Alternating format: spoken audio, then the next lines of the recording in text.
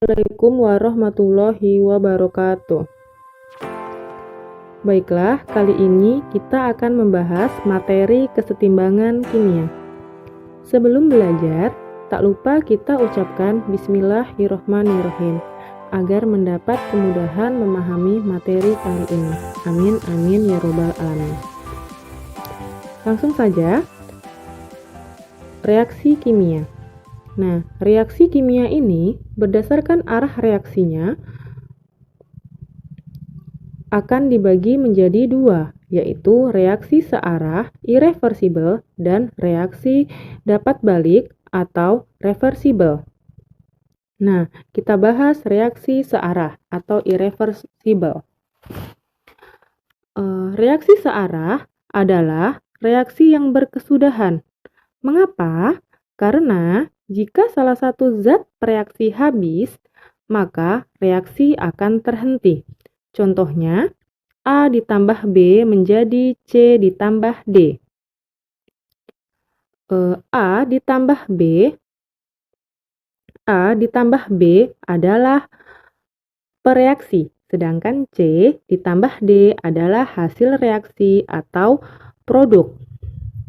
Jika A ditambah B terus-menerus menghasilkan C dan D, maka lama-kelamaan A dan B itu akan habis. Mengapa? Karena berubah semua menjadi C dan D. Nah, apabila A atau B-nya sudah habis, maka reaksi ini akan berhenti dan C dan D tidak bisa menjadi A dan B lagi. Nah, reaksi seperti inilah yang disebut dengan reaksi searah. Selanjutnya, reaksi dapat balik atau reaksi reversible. Nah, reaksi dapat balik atau reversible ini adalah reaksi yang berlangsung dua arah. Di sini artinya, zat reaksi dapat membentuk hasil reaksi dan hasil reaksi dapat membentuk kembali zat reaksi. Contohnya, A ditambah B menjadi C ditambah D.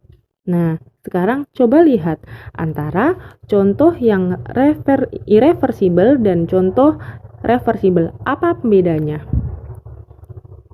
Yap, betul. Tanda panahnya. Jika irreversible menggunakan panah 1 dan yang reversible menggunakan panah 2. Hal ini diartikan panah tersebut ini adalah melambangkan dapat bolak-balik atau seimbang.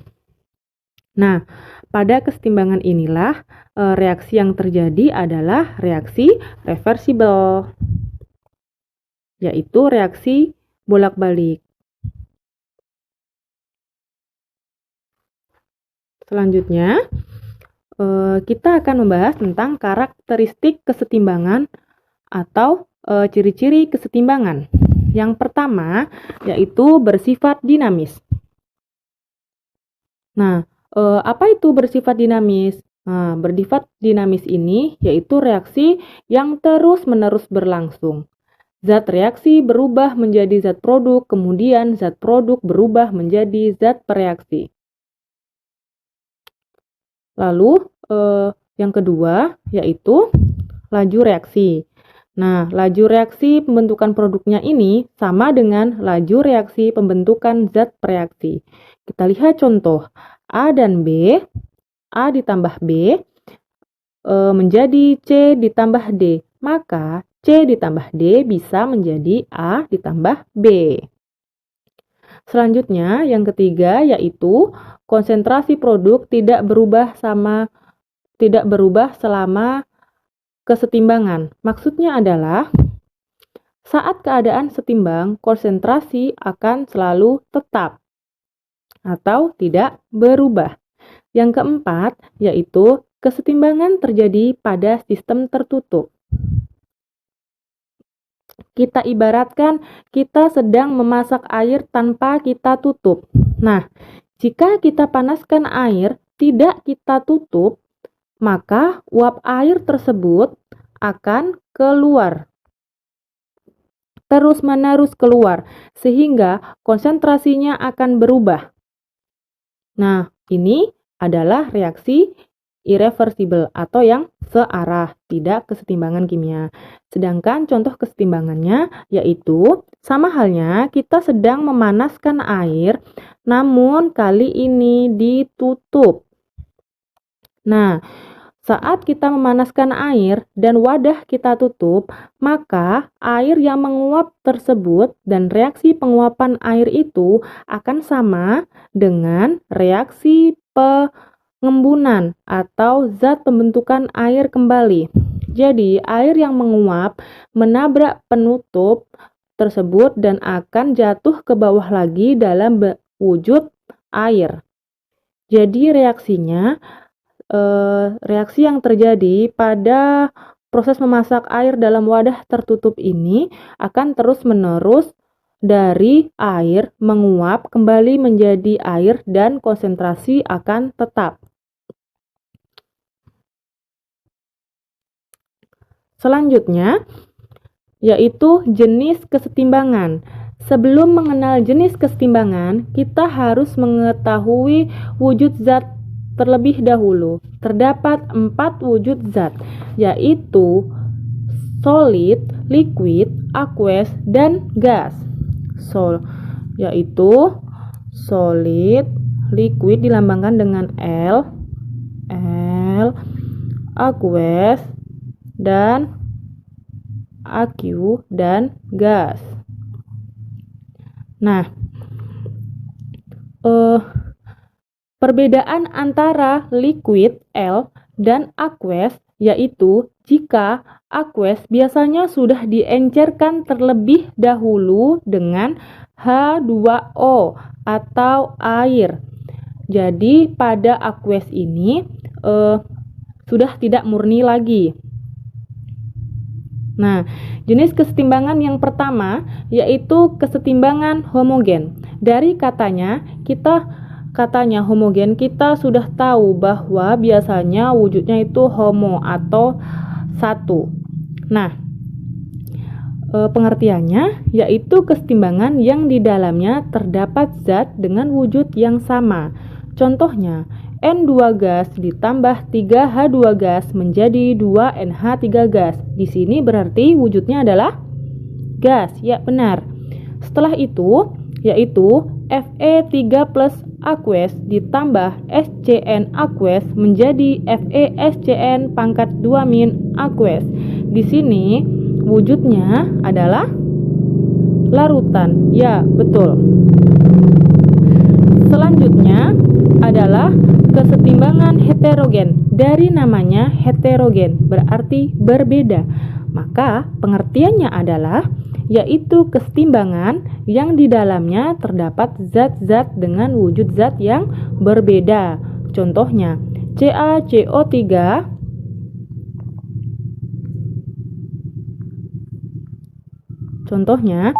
CaCO3 padat terurai menjadi CaO padat ditambah CO gas. Nah, pada contoh kali ini berarti ada 2 wujud zat, yaitu padat dan gas. Dan contoh kedua adalah Fe3O4 padat ditambah 4CO gas menjadi 3Fe padat ditambah CO2 gas. Nah, pada contoh kali ini juga terdapat 2 wujud, yaitu padat dan gas. Selanjutnya, pada kesetimbangan kimia, kita mengenal hukum aksi massa, yaitu yang berbunyi perbandingan konsentrasi dipangkatkan dengan koefisiennya terhadap konsentrasi reaksi dipangkatkan dengan koefisiennya selalu tetap. Hukum ini dikemukakan oleh 2 ahli kimia, yaitu Goldberg dan Weck, dan kemudian timbullah istilah yang kita kenal konstanta kesetimbangan. Nah, konstanta kesetimbangan ini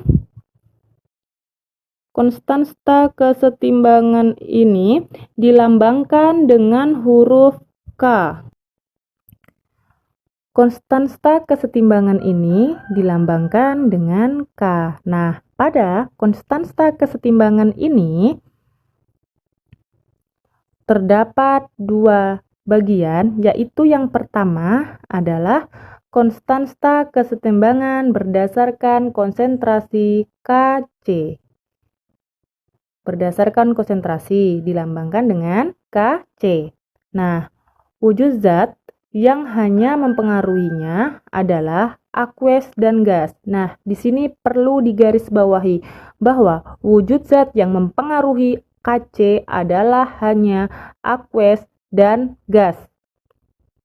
Hanya aqueous dan gas.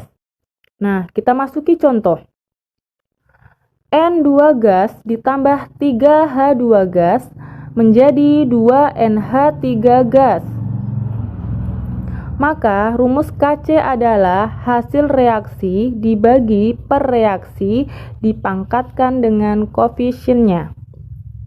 Maka jika begitu adalah hasil reaksinya kita lihat di sisi kanan, yaitu 2NH3.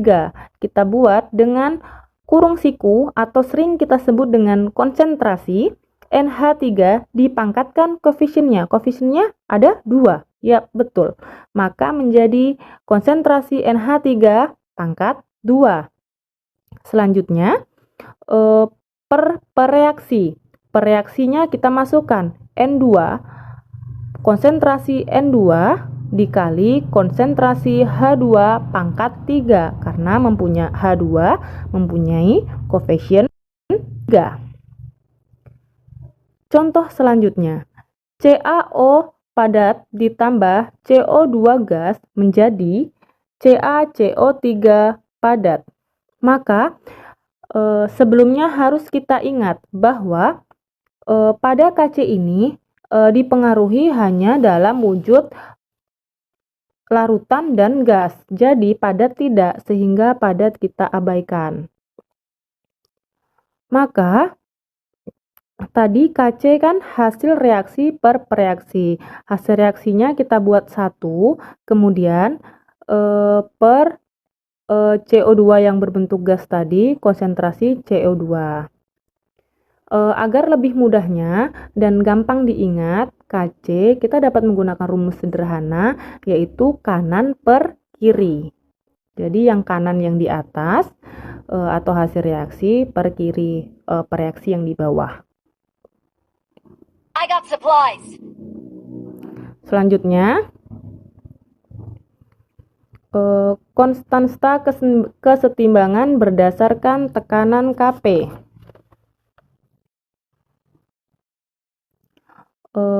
P di sini adalah tekanan. Wujud zat yang hanya mempengaruhinya hanyalah wujud gas saja. Jika Kc dipengaruhi oleh aqueous dan gas, sedangkan Kp hanya gas saja. Nah,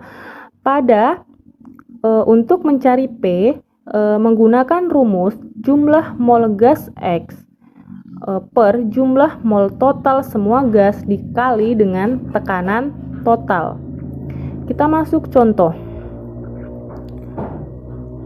N2 gas ditambah 3H2 gas menjadi 2NH3 gas. Di sini wujud zatnya gas semua. Sehingga rumusnya masih sama dengan yang Kc tadi, yaitu hasil reaksi per reaksi dipangkatkan koefisiennya. Namun dirubah di depannya ada P atau tekanan. Maka hasil reaksinya atau sebelah kanannya yaitu 2NH3. Berarti tekanan NH3 pangkat 2 karena konsentrasi koefisiennya 2 dibagi dengan N2, tekanan N2 dikali tekanan H2 pangkat 3 karena koefisiennya 3. Selanjutnya, CaO padat ditambah CO2 gas menjadi CaCO3 padat. Rumusnya masih sama dan berlaku hanya gas saja. Kalau berlaku hanya gas saja, maka yang padat bisa diabaikan. Sehingga kanan ke kiri, karena kanan tidak ada, maka dibuat 1 per kirinya tekanan dari gas CO2.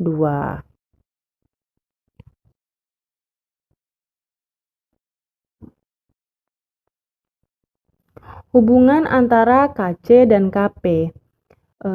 Kp sama dengan Kc dalam kurung RT pangkat delta N.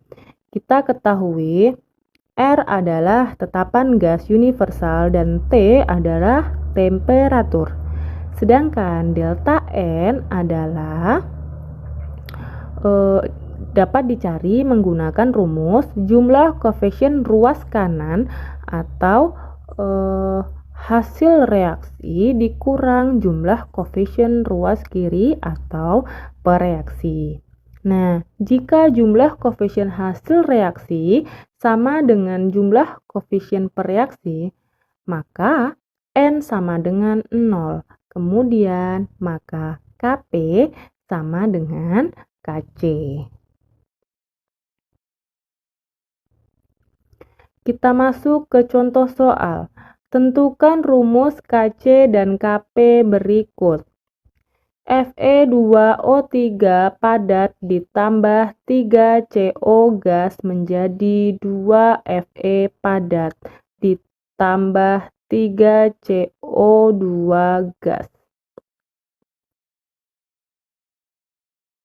Maka kita ingat, kalau untuk menentukan Kc yang mempengaruhi wujudnya adalah, ya benar, larutan dan gas, sehingga padat akan kita eliminasi atau coret. Nah, rumusnya ingat yang lebih mudah dari kanan ke kiri.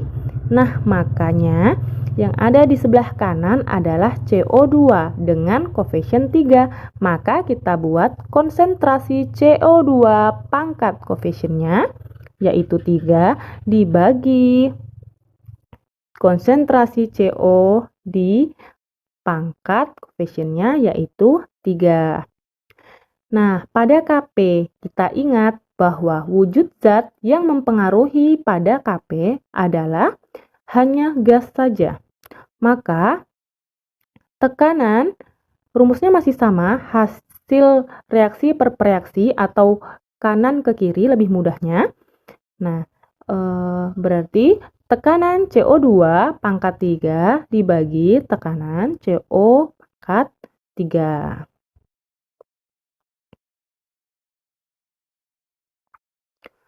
Contoh soal yang kedua, yaitu tentukanlah Kc dan Kp untuk reaksi berikut. 2 NaHCO3 padat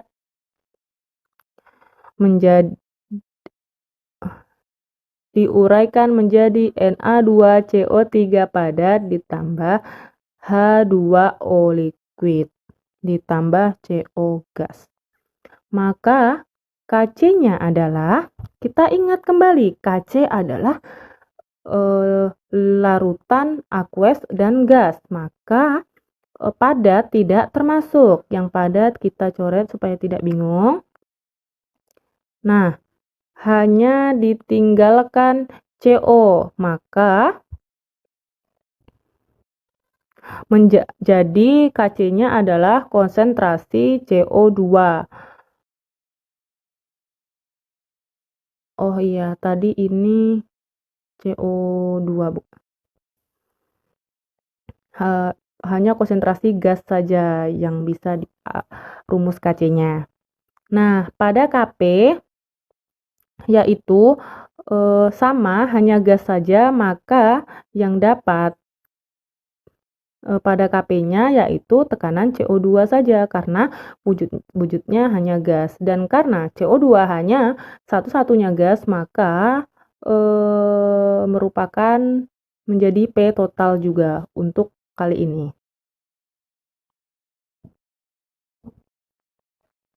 Selanjutnya, yaitu tuliskan persamaan reaksi homogen untuk rumus berikut. Nah, ini kebalikannya. Kita harus menuliskan reaksinya. Kc sama dengan konsentrasi N2 dikali konsentrasi H2O per N2 konsentrasi NO pangkat 2 dikali konsentrasi H2. Nah, kita ingat kalau lebih sederhananya kanan ke kiri, KI. Berarti kanan yang di atas, berarti kanan yang di atas. Berarti kita masukkan ke kanan. Kita tulis dari yang bawah, kiri. Nah, berarti NO2 adalah pereaksi.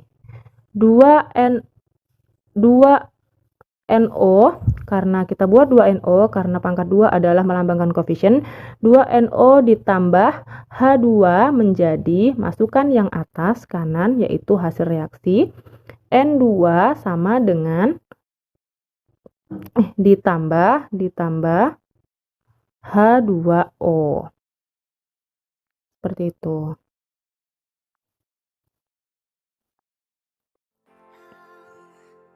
Terima kasih, lebih dan kurang mohon dimaafkan. Assalamualaikum warahmatullahi wabarakatuh.